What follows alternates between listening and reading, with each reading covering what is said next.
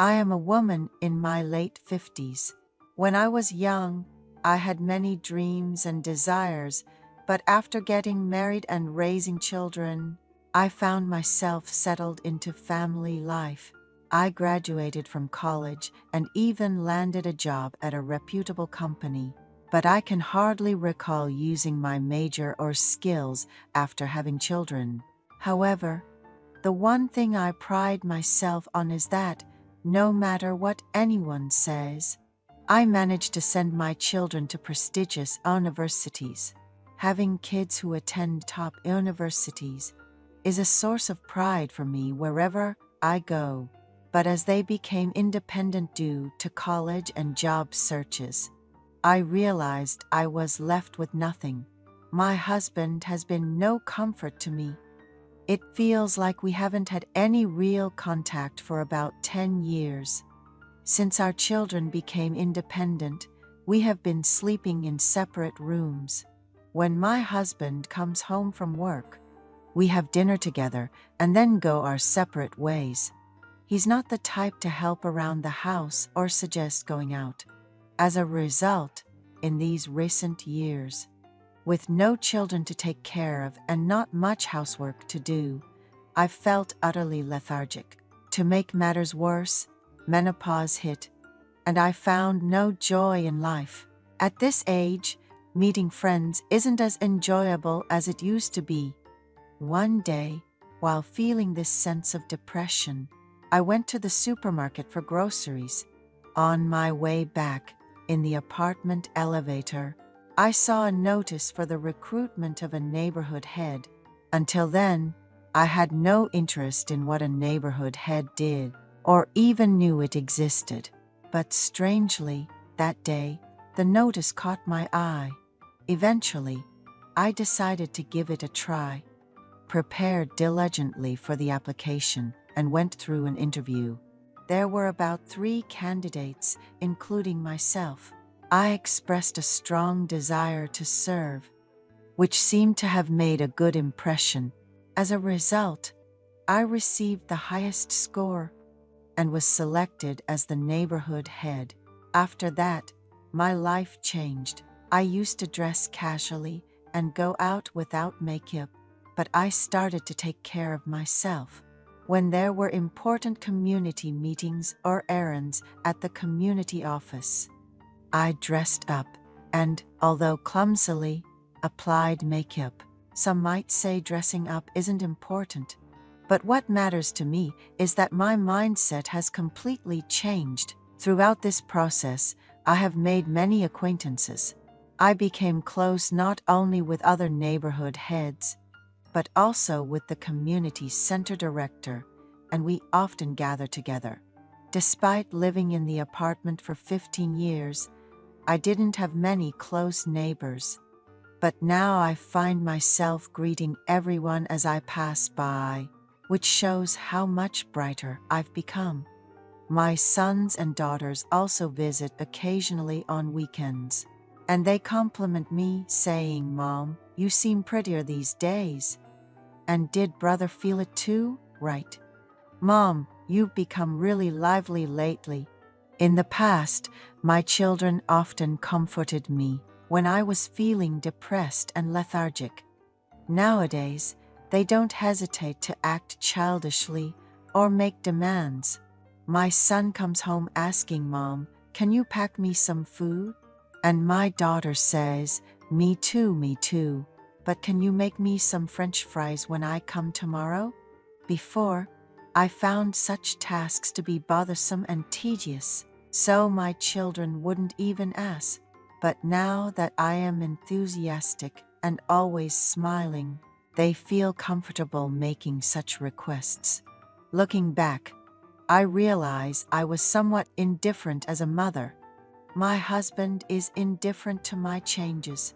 When he comes home, he either watches TV in the living room and falls asleep, or he comes home late after drinking with friends and just collapses into bed.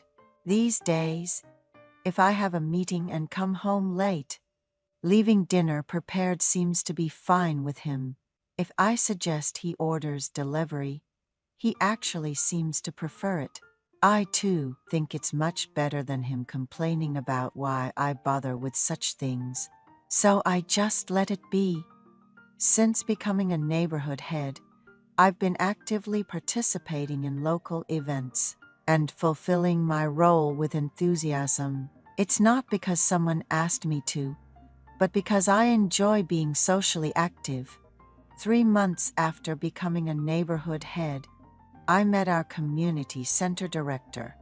I assumed he would be around my age, but to my surprise, the new director was a man in his late 20s. Seeing him slightly older than my son, I couldn't help but view him as a child at first. However, his energetic and efficient way of handling work sometimes fills me with admiration. The community center director is said to have graduated from a prestigious university and is tall and good-looking, which has earned him praises from the neighborhood heads.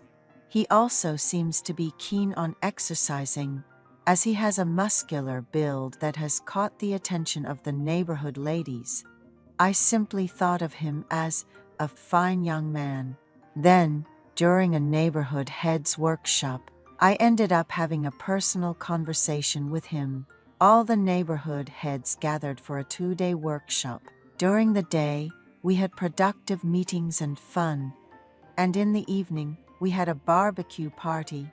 Everyone started drinking heavily, saying let's do well in the future. I also drank a bit, but I didn't get drunk easily.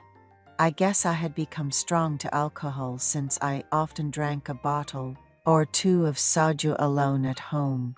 Eventually, all the other neighborhood heads had left, and only the young community center director and I remained.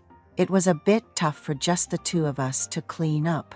After about an hour of struggling with the cleanup, the alcohol had worn off, and I felt a bit hungry, but it seemed odd to eat something or drink more at that time. So I was about to head to my room. That's when the young director, who had helped with the cleanup, asked me, "Would you like to have another drink?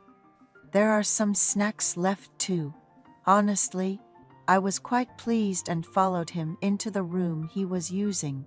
A few drinks in, I got to know more about the director. He talked smoothly about which university he had attended, why he became a community center director, and what his upbringing was like. During the conversation, I learned that his mother had passed away when he was young. His father had raised him alone, which must have been challenging during his growth years. The director said, "That became a regret from my childhood. Maybe that's why I felt more drawn to you." I didn't fully understand what he meant, but I comforted him, saying, "If you ever need help in the future, just let me know. You are like my own son to me, and I care about you." Then the community center director, staggering a bit, stood up and hugged me tightly from behind. It seemed he was very lonely, so I just patted his hand. A bit startled, I turned around, and at that moment, he kissed me. Perhaps because I had been sleeping in separate rooms from my husband for 10 years. The touch of a man felt very vivid to me. Although it happened in an instant, it felt natural. Rather, perhaps due to the influence of alcohol, the director and I actively desired each other. Thus, we spent a pleasant time together until almost dawn. After that, I, exhausted, went back to my room and fell asleep. In the morning, when everyone woke up, seeing me unusually low on energy, the other village heads commented, "You must have had a lot to drink yesterday. You better go home and rest.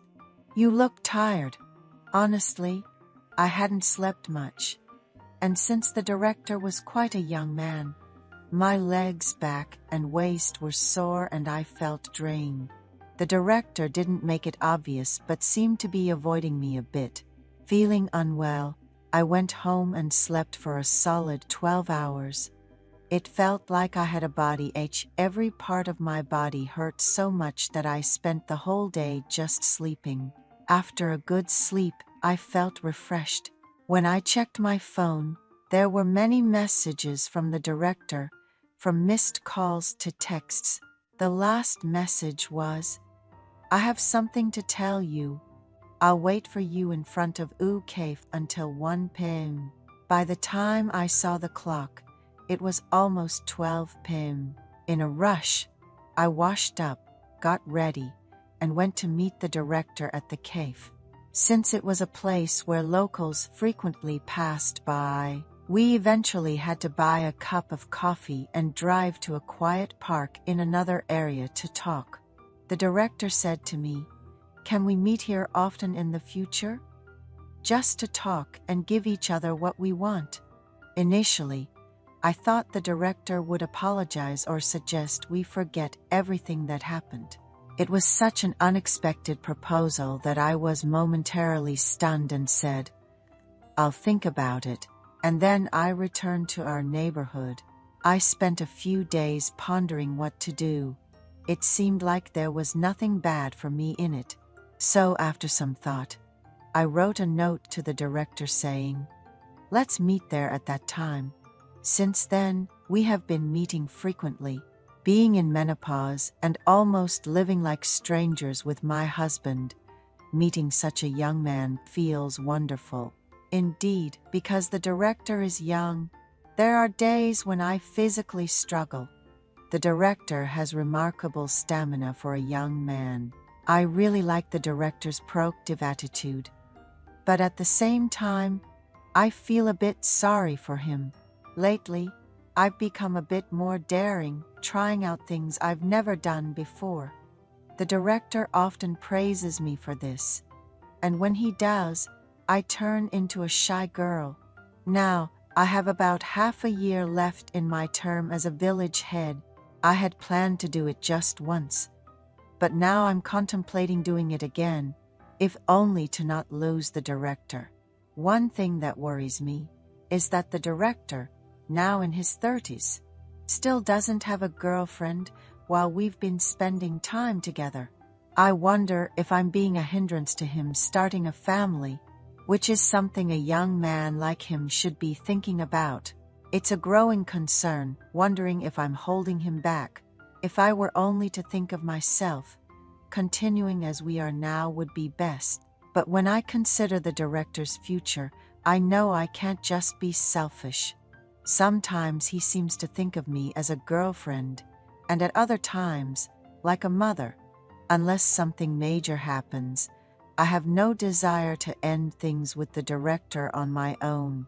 But I do worry if I'm just fulfilling my own desires. What's certain is that the director has become the meaning of my life. He brings the greatest satisfaction to both my body and my mind. I've heard that it's common for women, as they age, to have a lover. How could they do that even if the relationship with their husband is bad? I used to think. Now, I've become someone else. Thanks to the director, I've become a brighter and more vibrant person. I've even started exercising to build up my stamina. If someone finds out, my life might come crashing down. But I dare say these are the happiest times of my life. I don't know where this will end.